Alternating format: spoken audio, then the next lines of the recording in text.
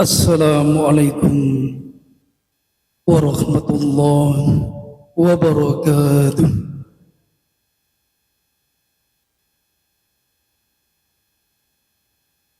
Alhamdulillah alladzi nahmaduhu wa nasta'inuhu wa nastaghfiruh wa na'udzu billahi min shururi anfusina wa min sayyiati a'malina. May yahdihillahu fala mudilla lahu wa may yudlil fala hadiya lahu. Asyhadu an la ilaha illallah wahdahu la syarika lah wa asyhadu anna Muhammadan abduhu wa rasuluhu la nabiyya ba'dah. Allahumma shalli wa sallim wa barik ala nabiyyina Muhammad wa ala alihi wa ashabihi wa man tabi'ahum bi ihsanin ila yaumil qiyamah. Amma ba'du. Yang saya hormati Ustadz Abu Taqi Mestino, para bapak ibu hadirin jamaah taklim yang dirahmati Allah. Mari kita senantiasa menghadirkan hati kita untuk selalu bersyukur kepada Allah. Karena Allah tidak pernah berhenti untuk selalu memberi nikmat-Nya kepada kita bersama. Hingga sampai saat ini Allah masih mencurahkan kasih sayang-Nya kepada kita. Kita masih bisa menghirup nafas segar dan dihadirkan oleh Allah di tempat yang mulia dan dipertemukan bersama orang-orang yang mulia. Sehingga kita bisa bertemu, bermuhajahah, bersilaturahim, bertolabul ilmu di tempat majelis yang mulia ini. Oleh karena patut kita syukuri nikmat yang Allah berikan kepada kita ini. Dan semoga niat ikhlas bersama-sama kita ngaji malam hari ini menjadi catatan amal soleh kita dan mendapat ridho dari Allah Subhanahu wa taala. Amin ya rabbil alamin. Salawat dan salam senantiasa tercurah limpahkan kepada Nabi kita Muhammad sallallahu alaihi wasallam yang telah menghantarkan kepada kita kepada jalan kebenaran berupa agama Islam. Bapak Ibu hadirin jamaah taklim yang dirahmati Allah. Pertama kami sampaikan terima kasih kepada Ustadz Abu Taqi Mestino yang telah berkenan untuk mengisi kajian malam hari ini. Dan terima kasih kepada Bapak Ibu semuanya bisa hadir ngaji malam hari ini. Semoga Allah Subhanahu wa taala senantiasa memberi hidayah dan petunjuk kepada kita semuanya. Bapak sekalian, marilah kajian malam hari ini kita buka bersama-sama dengan bacaan basmalah. Bismillahirrahmanirrahim. Selanjutnya kepada Ustadz Taqi Mestino kami persilakan. Baik. Bismillahirrahmanirrahim. Assalamualaikum warahmatullahi wabarakatuh. Innal hamdalillah nahmaduhu wa nasta'inuhu wa nastaghfiruh wa na'udzu billahi min shururi anfusina wa min sayyiati a'malina. May yahdihillahu fala mudilla lahu wa may yudlil fala hadiya lahu. Asyhadu an la ilaha illallah wahdahu la syarika lahu. Lahul mulku wa lahul hamd wa huwa ala kulli syai'in qadir. Wa asyhadu anna Muhammadan abduhu wa rasuluhu la nabiyya ba'dahu. Allahumma salli ala Muhammadin wa ala azwajihi wa zurriyyatihi kama sallaita ala Ibrahim wa barik ala Muhammadin wa ala azwajihi wa zurriyyatihi kama barakta ala Ibrahim innaka Hamidun Majid. Amma ba'd. Ma'asyiral muslimin wal muslimat rahimani wa rahimakumullah. Topik malam ini mungkin agak berat, tetapi memang perlu. Dan kesepakatan awal itu adalah mengenai akhir zaman dalam pandangan Yahudi, Kristen, dan Islam. Kemudian subtopiknya waktu itu yang saya sampaikan kepada panitia adalah pentingnya menelaah HPT, himpunan putusan tarjih Muhammadiyah.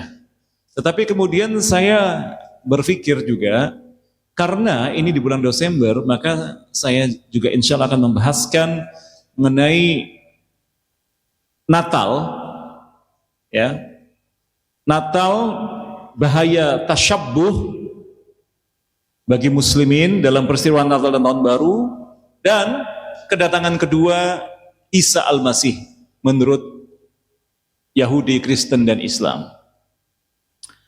Yang perlu saya sampaikan pertama kali adalah di surah Al-Fatihah itu sebenarnya adalah amanah untuk mengaji ilmu perbandingan agama.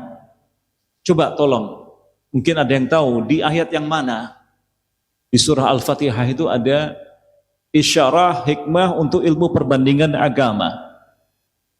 Hafal semua ya Al-Fatihah ya? Jangan sampai ada hafal. Cuma di mana ya gitu? Hah? Mulai dari mana? Hah? Ihdinas siratal mustaqim artinya adalah tunjukilah aku, kami, jalan yang lurus. Siratal ladzina an'amta alaihim artinya adalah jalan orang-orang yang engkau berikan kenikmatan, dan kenikmatan tertinggi tentu saja adalah al-jannah di surga. Yang berhak memasuki al-jannah atau surga, al-jannatun na'im, surga yang penuh kenikmatan. Jannah itu dalam bahasa Arab artinya adalah taman ya, taman surga. Itu taman. Tamannya dilukiskan luar biasa di mana penghuni surga ini saling terbang mengunjungi satu dengan yang lain.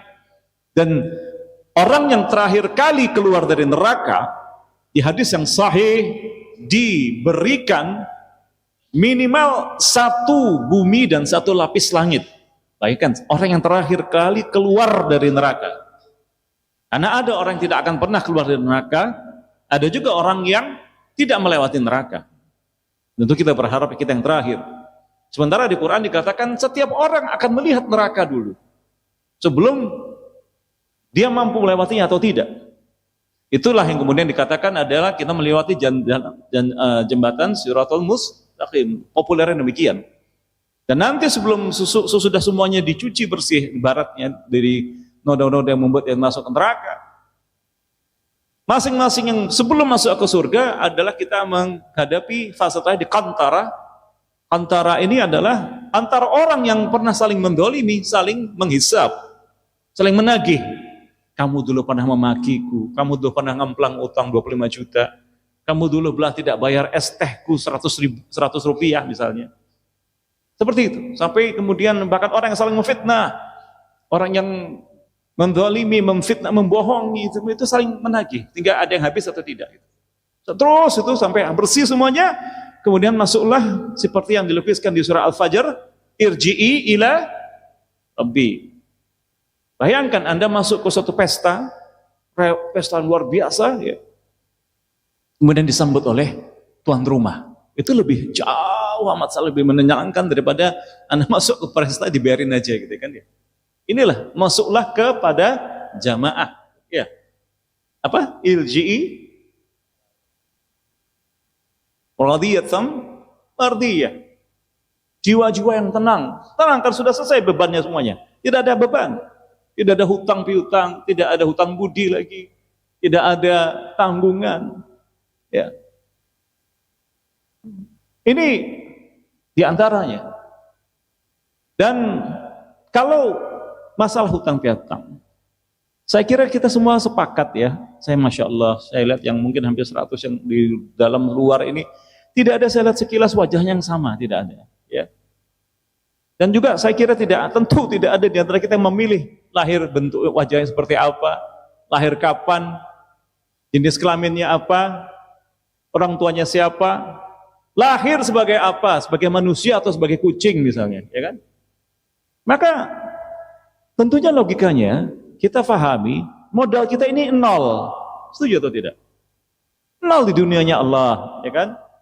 Di tubuh yang diciptakan Allah.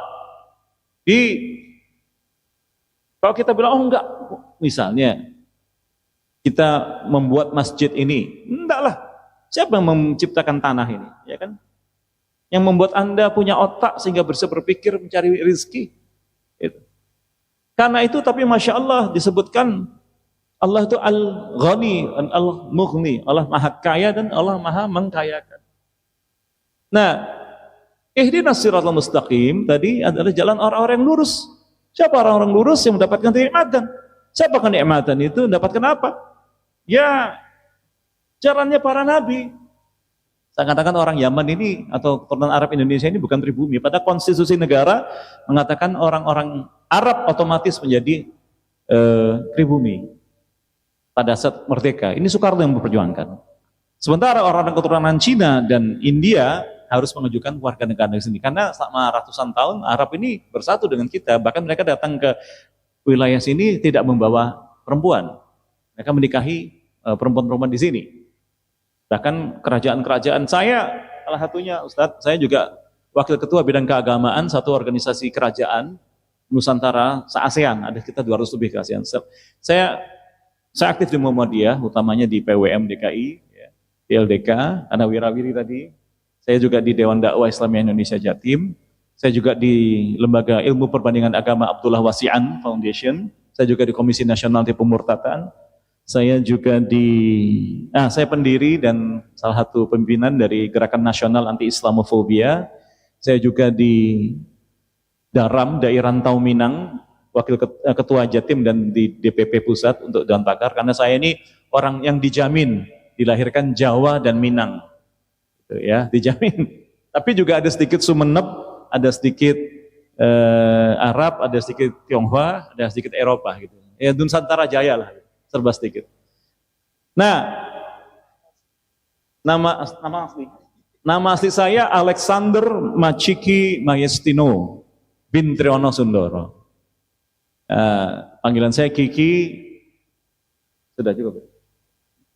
Di Kemuhammadiyahan, saya dulu pemeran Kiai Haji Muhammad Suja di film Nyai Ahmad Dahlan, the movie, bioskop ya. Harusnya menjadi pemeran Kiai Ahmad Dahlan, tapi syaratnya harus turun 8 kilo. Dan harus lebih hitam, nggak bisa saya gitu kan. Diet 2 bulan cuma turun 2-3 bulan. Nah akhirnya saya jadi pemeran Kiai Haji Suja. Yang memerankan Ahmad Dahlan adalah teman saya, sahabat ya, teman dari kecil, David Khalik, pimpinannya, pimpinan film. Nah itu yang membuat keluarga Ahmad Dahlan sendiri karena prihatin atas film yang sebelumnya. Karena pertama rasanya kurang lengkap ya. Yang kedua pemerannya diduga keras murtad. Itu kurang ajar sekali itu. Makanya syarat yang kedua, film kedua itu yang 2017 ya, itu harus ulama, orang Muhammad yang ngerti lah gitu, atau orang Islam yang ngerti lah gitu. Anyway gini, kenapa tadi saya lihat, saya panggil, untuk nanti kalau ada apa-apa kamu saya tanya kebenarannya atau tidak ya, karena ini juga akhir zaman ya. Nah, ada satu hal yang saya berkali-kali Allah atur, menurut saya tidak sengaja, tapi tentu sengaja bagi Allah. Contohnya Ustadz ya, kira-kira 2-3 pekan yang lalu saya ngisi kajian di Kedurus sana. Itu tentang lebih kurang ini. Pulang saya disewakan taksi oleh takmir sana. Yang nyetir adalah mu'allaf yang sudah belajar Islam sejak 2006, dia baru masuk Islam 2019, dia sudah menguji agama. Dia sudah ngaji ke NU, LDII, FPI dan lain, dia merasa paling pas ngaji di Muhammadiyah. Itu contoh. Zionisme berasal dari kata Zion, Bukit Sion. Apa Bukit Zion itu? Apa? Di mana Bukit Zion? Bukit Zion itu adalah yang ada Masjidil Aqsa, Baitul Maqdis. Saya tidak akan bahas mengapa perang ribuan tahun ini terjadi sejak perang salib dan sejak semuanya, tapi tolong Anda sebagai PR, saya dosen ya, dengan IDN kasih PR ya, boleh ya. Anda buka Al-Baqarah 90 sampai 103, di mana di 102-nya utamanya menyatakan Allah mengutus malaikat Harut dan Marut menawarkan sihir yang paling dahsyat yang pernah ada kepada utamanya kaum Bani Israel dan semua manusia di masa itu. Dan kemudian mereka ditumpas oleh Rasulullah Sulaiman alaihissalam. Dan mereka percaya rahasia itu sebenarnya ada di bawah Baitul Maqdis yang di tahun 70 Masehi dihancurkan oleh pihak Romawi karena pengikut Isa yang asli mempertahankannya di situ. Karena itu Anda perhatikan kenapa sekarang Yahudi yang asli maupun tidak asli semua berpusat di situ. Bahkan Yahudi yang tidak asli, karena Zionis ini yang Netanyahu dan kawan-kawan ini, Anda perhatikan matanya biru, kulitnya putih, rambutnya pirang. Tidak ada ceritanya Bani Israel asli seperti itu. Tidak ada. Mereka adalah bangsa keturunan Eurasia. Eurasia itu di mana? Di Kaukasus, kira-kira utaranya Turki. Dan mereka ini bangsa keturunan Khazar. DNA mereka bukan. Tapi fahamnya mereka, akidahnya adalah Yahudi. Karena itu di Al-Fatihah disebutkan yang paling dimarkai adalah akidah Yahudi, bukan ansih baninya. Paham ya? Apalagi kemudian misalnya di beberapa ayat Bible ya, jangan pula Anda sebutkan itu Injil ya, karena Bible bukan Injil ya, Biblos ya.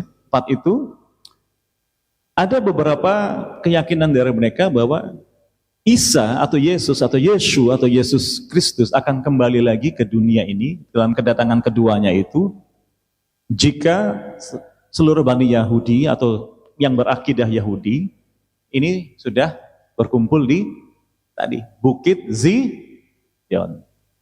Sementara Bani Israel yang lebih asli menolak penjajahan atas Palestina. Kenapa?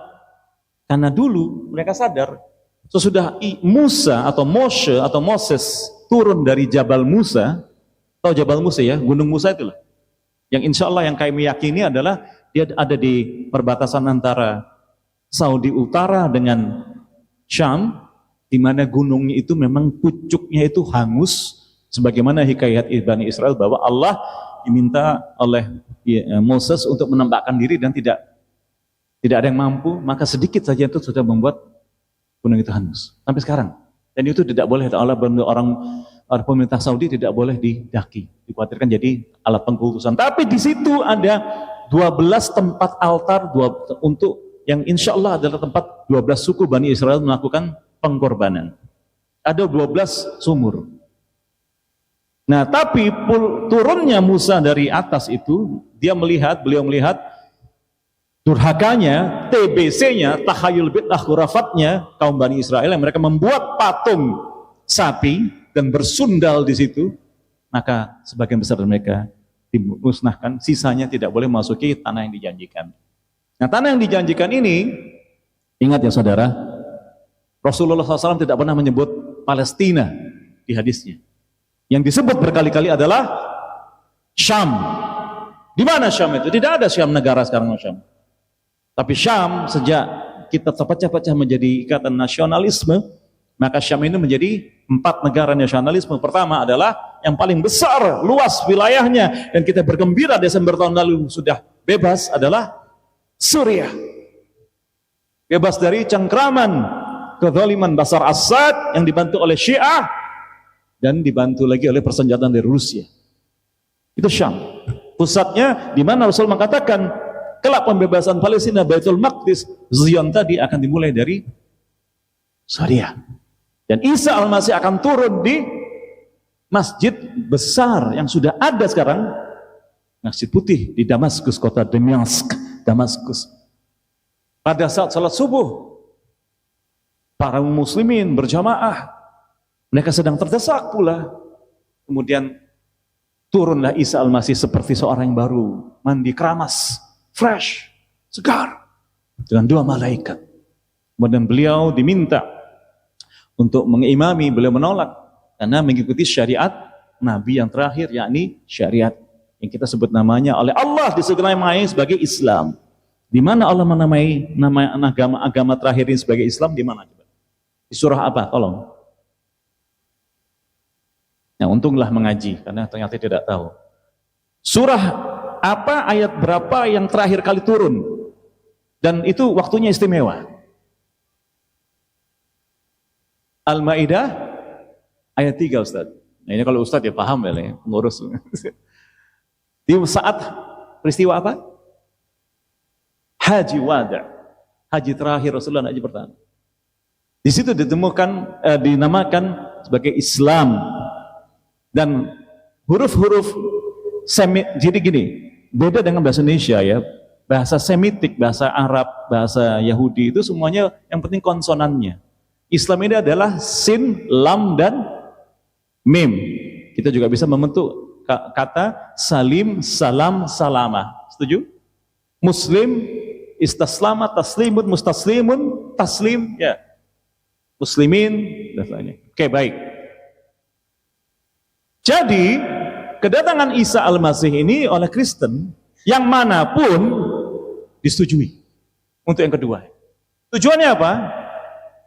Ya, di Tesalonika, di beberapa bagian itu, pertama dia akan membunuh antikristus. Siapa? Antikristus, lawan dari Kristus. Kalau kita orang-orang Muhammadiyah tua menciptakan istilah anti TBC, anti takhayul, bid'ah, khurafat. Ini antikristus, musuh Kristus. Disebutkan di Bible juga, dia melihat Yesus datang, dia akan lumer, meleleh. Ini sama dengan hadis Rasulullah bahwa Dajjal akan melihat Isa dan akan meleleh. Di mana dia mencium udara sekeliling Isa dan meleleh. Dia mencoba lari dan larinya itu tidak bisa karena dikejar oleh Isa Al-Masih dan dia akan dibunuh dengan tombak khusus. Tombak itu, ya. Jadi kedatangan kedua Isa Al-Masih di topik kita hari ini itu adalah sah bagi Islam dan Kristen. Ya Rasulullah, beritahu kepadaku. Ibnu Hawalah bertanya, kemana aku harus pergi jika mengalaminya? Pergilah, kata Rasulullah pergilah ke Syam. Jika engkau tidak mampu, maka pergilah ke Yaman. Maka berilah hewanmu, tungganganmu dari minuman dari Yaman. Karena Allah menjamin Syam untukku.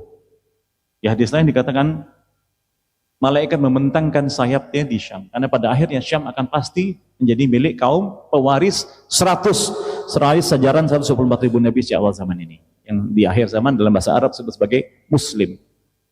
Ini dia. Bukan agama Arab ini. Sama sekali bukan agama Arab. Dalam bahasa rumput Semitik juga disebut Allah itu sebagai juga Allah, Elohim, Allah, Yehova, dan lain-lainnya. Ya. Mau bukti lebih lanjut, tolong Anda sadari juga surah Ali Imran, jangan Al-Baqarah saja, Al-Baqarah 136. Al-Baqarah 136, A'udzubillahi minasyaitonirrajim, Bismillahirrahmanirrahim.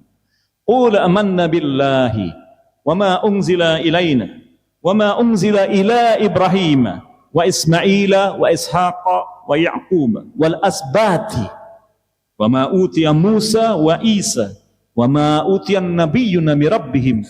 Ini penting, la nufarriqu baina ahadin minhum wa nahnu lahum muslimun.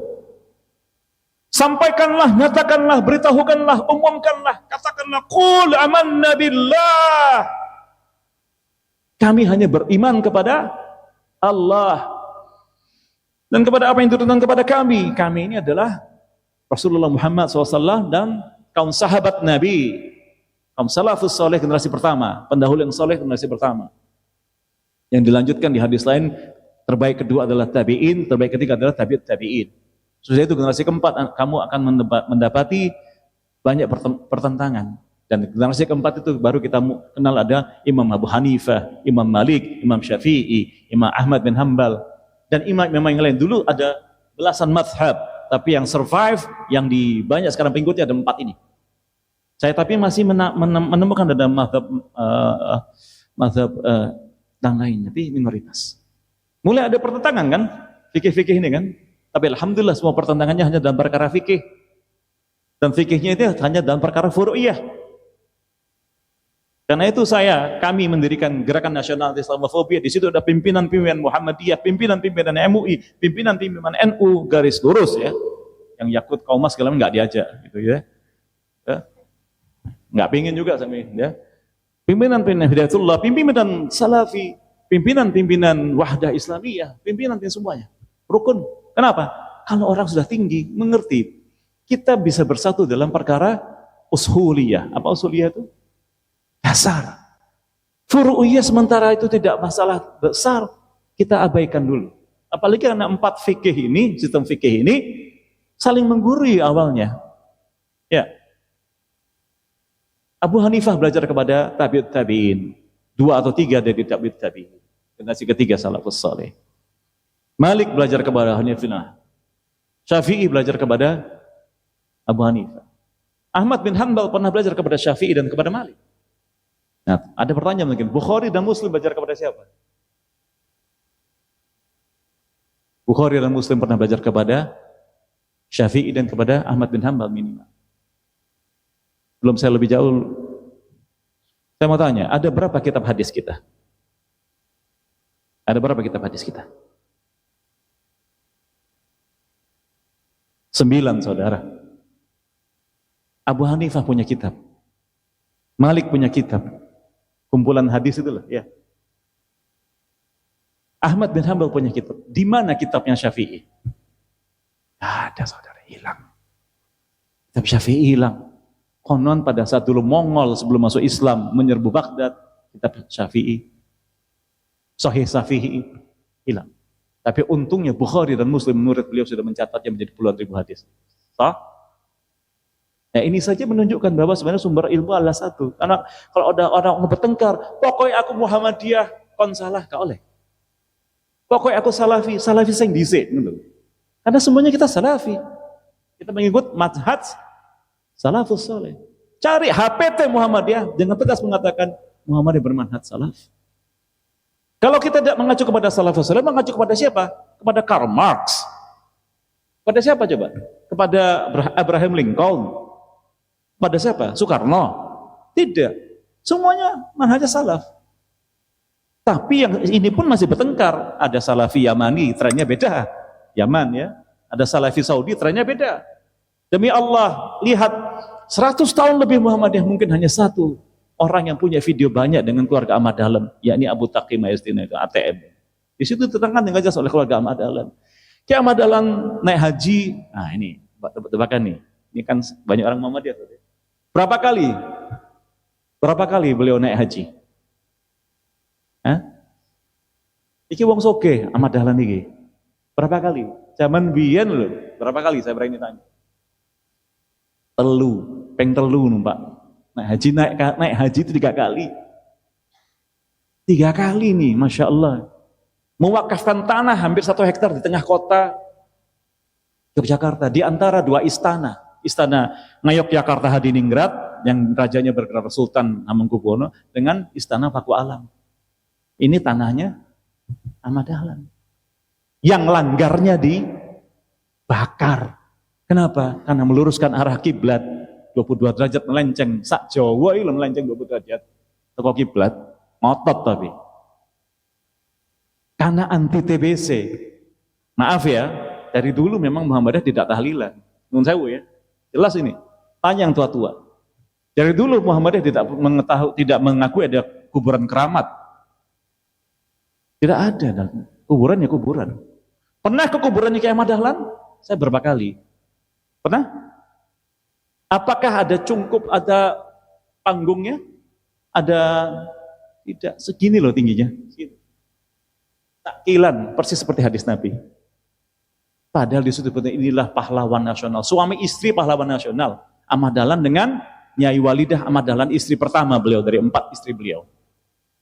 1 dari 4 istri beliau adalah kemenakan Sultan Hamengkubuwono yang diminta oleh Hamengkubuwono untuk menikahinya. Bayangkan dipersilakan, tolong nikahi ponaanku. Bayangkan. Itu masih difitnah lagi sebagai radikal, Wahabi dan lain-lain. Nah, 3 kali beliau naik haji itu Beliau langsung belajar kepada tokoh dalam tanda kutip Ahlussunnah wa Salafiyah Mesir, yakni siapa? Ada di sejarah Muhammadiyah. Makanya pentingnya membaca HPT Muhammadiyah. Saya ngotot tuh di sini. Aku Muhammadiyah moconya macam singlangi. Ada jelas ini.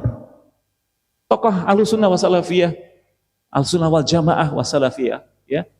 Mana? Mesir, siapa? Muhammad Rashid Ridha. Dari sini kita punya bicara sama teman-teman yang ngaku sebagai salafi. Yang ngaku sebagai salafi banyak. Nahdlatul Ulama teman-teman kita itu adiknya Muhammadiyah karena mereka lahir 1926, kita 1912. Pesantren Muhammad NU namanya apa? Salafiyah, betul atau tidak? Tapi kemudian memang ada, saya sudah bicara sama datuk-datuk teman-teman Salafi dan pimpinan Muhammadiyah NU memang ada orang-orang hati-hati menyusup untuk mengadu domba gitu loh. Ada juga orang baru belajar ngaji kerasnya minta ampun, ya. Paham ya? Sehingga menadai sendiri istilah Ahlussunnah Al-Jamaah dan Salaf. Nah, ini yang saya bicara banyak, kenapa? Karena ghairil maghdubi alaihim waladdallin, ada orang-orang yang dimurkai Allah dan ada orang-orang yang disesatkan atau tersesat oleh Allah. Saya hormati ini, kenapa? Penulis buku ini, buku bestseller Indonesia adalah orang Surabaya asli, orang Minang. Siapa namanya? Samudra Al-Fatihah buku itu. Ada yang tahu mah? Ya Haji B. Arifin rahimahullah. Penasehat TNI, ya. Ya. Itu ulama Muhammadiyah. Orang Surabaya sampai wafatnya ya. Legendaris ini buku itu. Biasanya dicetak berkali-kali. Beliau juga menulis buku lain ya, Hidup Sesudah Mati. Luar biasa. Haji B. Arifin, Buya B. Arifin. Karena beliau orang Minang Jawa. Siapa yang akan memimpin dunia di akhir zaman? Nah, ini saudara. Saudara jangan takut ya ngaji sama saya ya. Saya sudah lulus ujian sertifikasi dai MUI. Sudah. Dan saya punya sertifikat MPR RI untuk Pancasila, Undang-Undang Dasar, NKRI dan Kebinekaan. Sah. Dan saya dosen dengan IDN. Tapi ini apa adanya. Kalau saya tidak sampaikan saya salah. Kalau saya sampaikan keterlaluan saya juga salah. Saya sampaikan apa adanya. Nah, sekarang ini sudah dimuat ya di majalah Muhammadiyah, di pernyataan MUI. Jangan utak-utik masalah khalifah. Jangan utak-utik. Ini ajaran Islam. Khilafah itu pasti akan terjadi. Contoh di depan mata Anda, ada dulu pengikut khalifahnya Katolik. Betul atau tidak? Betul atau tidak? Pemimpin Katolik seluruh dunia itu adalah seorang Paus. Ini nyata nih. Kamu janjian sama aku enggak ngomong ini? Enggak. Ini insya Allah anak ini selama saya kenal enggak pernah bohong sama saya. Itu khilafah mereka. Kemudian khalifah ini jangan Anda takut ya. Khalifah ini bukan kerajaan para Islam. Khulafahur Rasyidin. Siapa saja mereka itu? 4 khalifah. Ada kata khalifah atau tidak di Al-Quran? Khalifatullah fil ardi. Itu kalimat di mana itu? Ya Al-Quran. Siapa khalifatullah fil ardi? Hah? Ya manusia. Pemimpin, pengganti kepemimpinan Allah di muka bumi adalah manusia. Wabil khusus Adam, bapak kita bersama. Ya. Nah, kemudian Khulafaur Rasyidin, siapa saja mereka? Abu Bakar, Umar, Utsman dan Ali. Apakah mereka bersaudara? Tidak. Mereka dipilih oleh semacam majelis permusyawaratan rakyat. Yang kalau di kita mungkin setara dengan MPR dan DPR. Rasulullah di hadis mengatakan, "Thuba al-ghuraba", beruntunglah orang-orang asing. Siapa mereka ya Rasulullah? Orang-orang yang menegakkan sunnahku pada saat yang lainnya menghancurkannya, merusaknya. Dan yang mengikuti mereka, mentaati mereka lebih sedikit daripada yang menderakai mereka, daripada yang menghina mereka. Sekarang kalau kita anti korupsi, jadi aneh atau tidak? Dia mau mengajukan proyek. Harus ada ruswah, ya. Padahal tidak boleh. Sekarang kalau kita anti riba jadi aneh atau tidak? Anti riba kita jadi aneh atau tidak? Padahal tidak boleh. Jadi di antara tanda-tanda akhir zaman, singkatnya, satu, wafatnya Rasulullah SAW. Kedua, munculnya banyak ujian. Ujian itu kata Rasulullah datangnya dari mana? Arah timurnya Madinah. Karena itu tadi di hadis mengenai 3 perang utama, pada saat Amr ibn Huwalah bertanya, saya kemana ya Rasulullah? Rasulullah jangan, Rasul mengatakan pergi ke Syam atau ke Yaman. Ya Rasulullah tidak pernah menyebut pergi ke Irak. Karena di hadis lain diterangkan, Dajjal akan muncul dari arah Asbahan yang sekarang menjadi Iran atau Irak itu. Paham ya? Kemudian akan ada mereka bertemu dengan Isa. Di hadis lain dikatakan, kalau engkau mendengar kedatangan Isa, maka datanglah walaupun hanya dengan merangkak di atas salju. Salju yang mana ini? Apakah salju yang sekarang turun di Saudi? Mungkin. Tapi kita lihat negara paling khas dengan salju adalah negara-negara di wilayah bumi mana? Eropa dan Amerika. Dan Anda lihat orang-orang seperti Idris ini di Eropa dan di Amerika banyak sekali. Ya nggak? Ganteng-ganteng, cantik-cantik. Dulu Kristen, dulu ateis, dulu komunis, dulu pemabuk, dulu orang Hindu, dulu berlomba-lomba tanpa dibayar apapun untuk menjadi Muslim. Terus maaf ya, aku tanya, kamu dulu masuk Islam pernah aku tawarin apa-apa? Uang apa hadiah? Enggak. Sudah kamu masuk Islam baru ada yang ngasih hadiah sarung, ya. Apa ada yang ngasih kamu gaji tiap bulan setelah masuk? Dia cari uang sendiri. Jadi kurir Gojek, sudah menikah, anaknya 3. Orang Madura istrinya. Ini. Nyesel masuk Islam, guys. Enggak, yakin masih tetap Islam. Dari tahun 2014. Alhamdulillah kita doakan ya. Doakan ibunya belum masuk Islam. Cece-nya belum masuk Islam. Cicinya. Doakan tolong kalau nanti malam ini enggak janjian sama hari. Kebetulan dia bisa. Ahmad Dahlan enggak bisa, dia yang datang. Mungkin ini tanda untuk antum semua. Nyata di depan antum.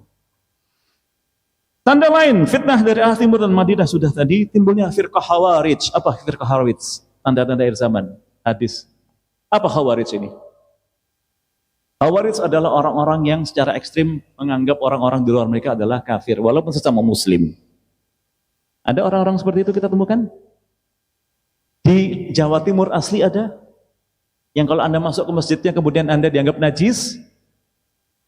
Seng banter. Ada. Apa namanya? Seng banter. LDII. Saya ucapkan dengan terus terang karena Muhammadiyah sudah mengatakan fatwa Muhammadiyah LDII adalah sesat. Bahwa NUI juga menyatakan hal yang sama. Dulu namanya adalah Islam Jamaah, pernah jadi Darul Hadis, Islam Jamaah, Lemkari, pernah dibubarkan oleh jaksa, tapi kemudian mereka berlindung kepada partai penguasa waktu itu. Dan saya punya teman-teman yang mantan LDI mengatakan ini memang benar begitu. Ajaran mereka harus mengaji kepada hanya imam mereka. Bapak Takmir, nanti kalau habis dari sini, kira-kira menjenengan ngepel ini apa enggak? Enggak kan? Kalau mereka iya, karena saya pernah dapat ini. Gak usah adu-adu rek. Aku dua konco, saya punya teman, pemilik bengkel besar di apa namanya? Plaza Marina itu apa namanya daerahnya? Argorejo. Cari teman. Dia bilang, Ustadz, dia bilang, gini gimana sih Ustadz? Saya ini punya supir orang LDII. Kok enggak mau salaman sama saya? Wallah demi Allah, dia ngomong gitu.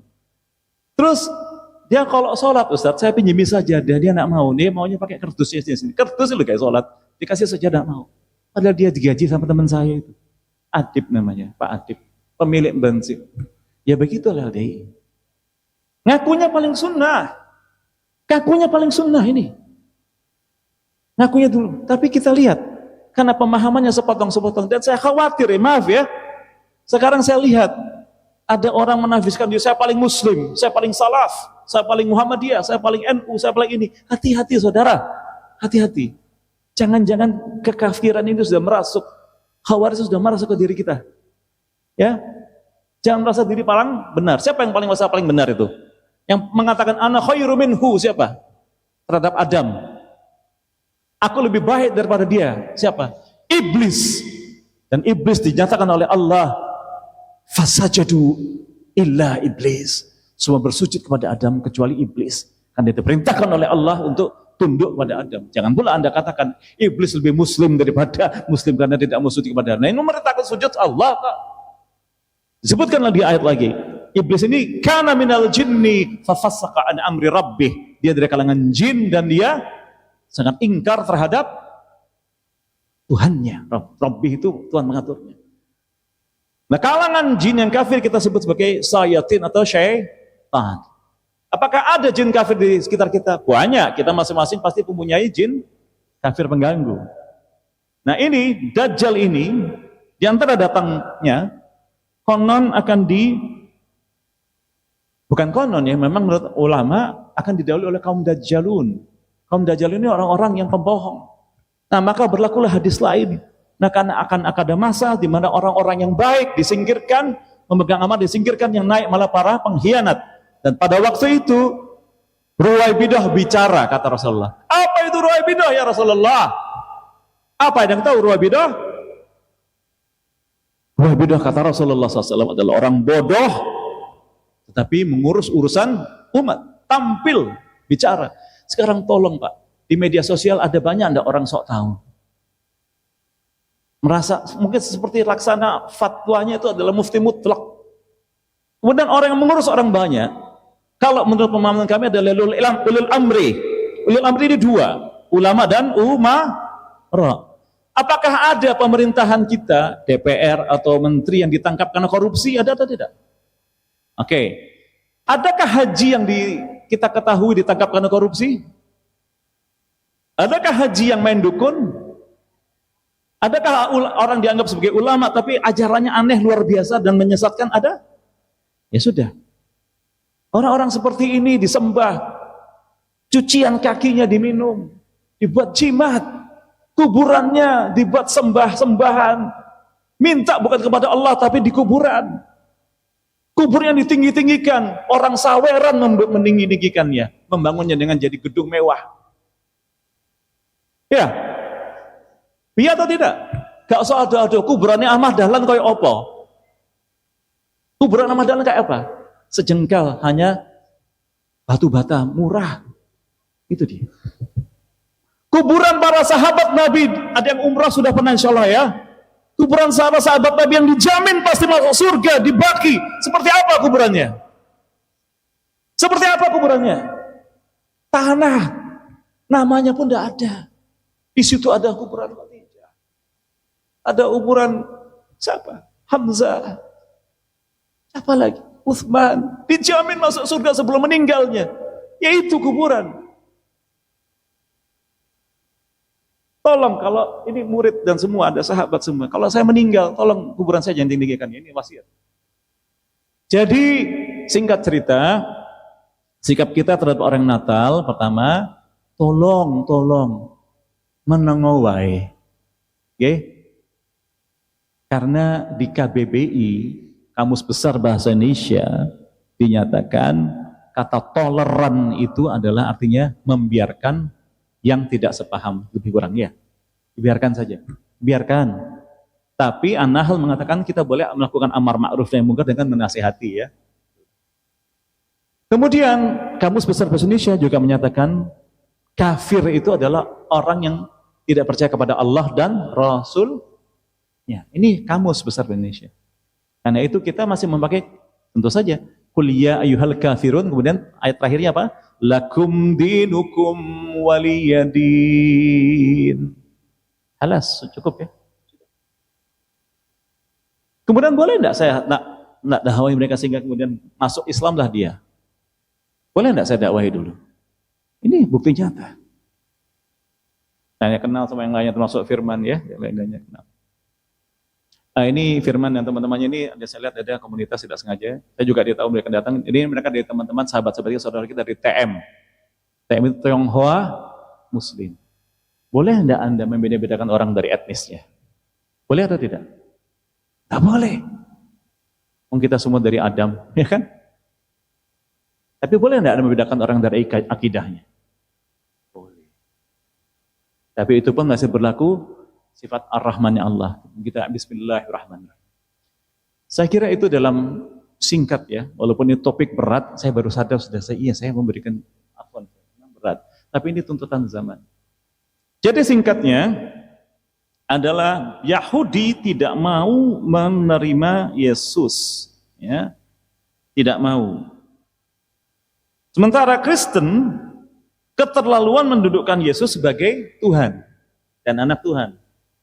Islam, ya ini yang paling moderat. Pada saat beberapa tahun yang lalu sebagai pemimpin gerakan nasionalisme, kemudian saya diundang Kementerian Agama di dialog. Masya Allah, ada seorang ustadzah di dialog itu di hotel apa. Pak, maaf, Islam ini mau diboderatkan apa lagi? Ini justru paling moderat. Yahudi menolak Yesus, Kristen mendudukkan Yesus sebagai Tuhan, anak Tuhan. Islam ini yang benar. Mau dia moderatkan apa lagi, gitu loh. Kalau Kak Main dituding sebagai radikal, bagaimana radikalnya?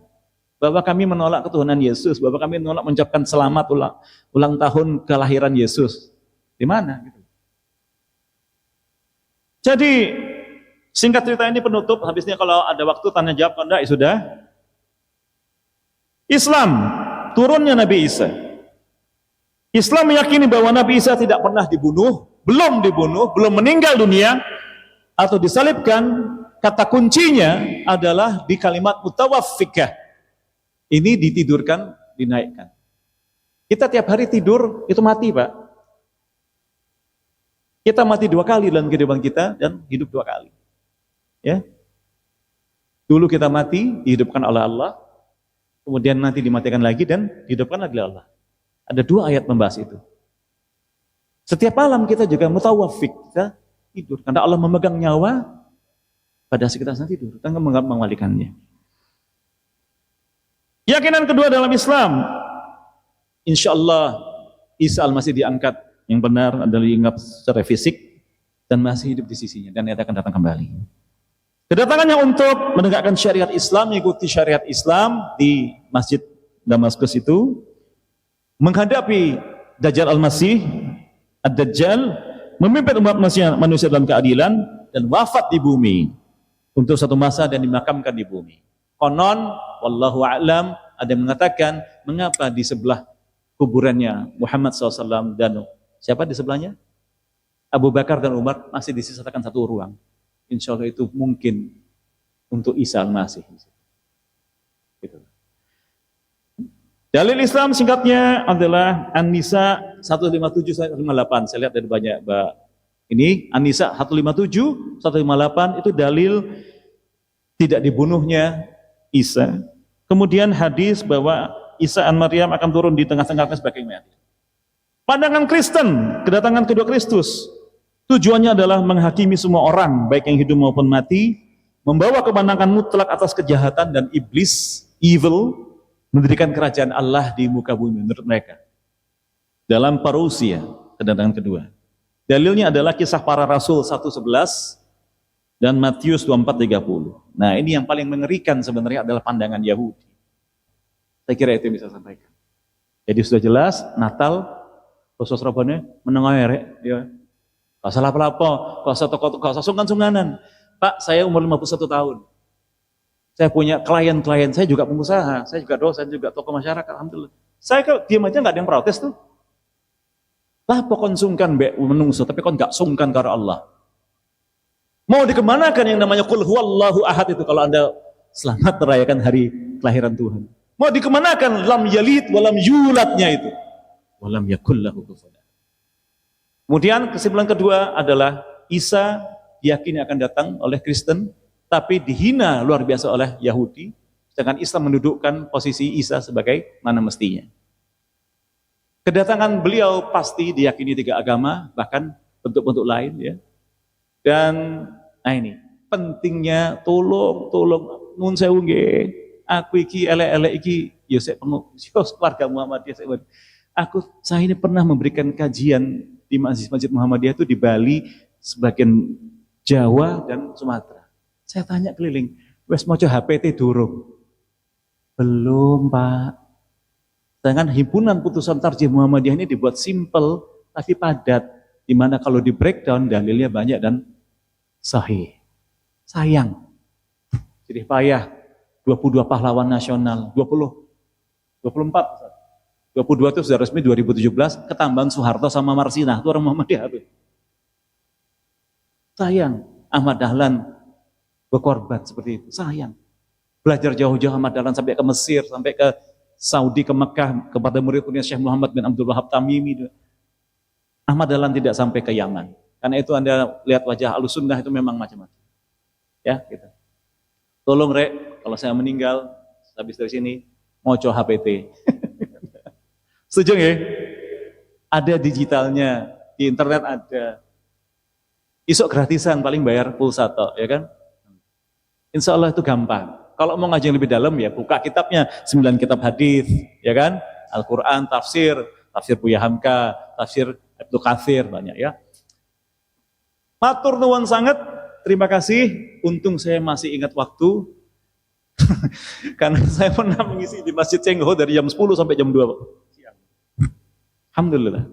Jam 10 break duhur. Ini gimana? Belum selesai. Kata jamaah, gak apa-apa Ustadz. Lanjut loh, tapi ya makan siang dulu. Pukul 1 lanjut, pukul 2 belum selesai.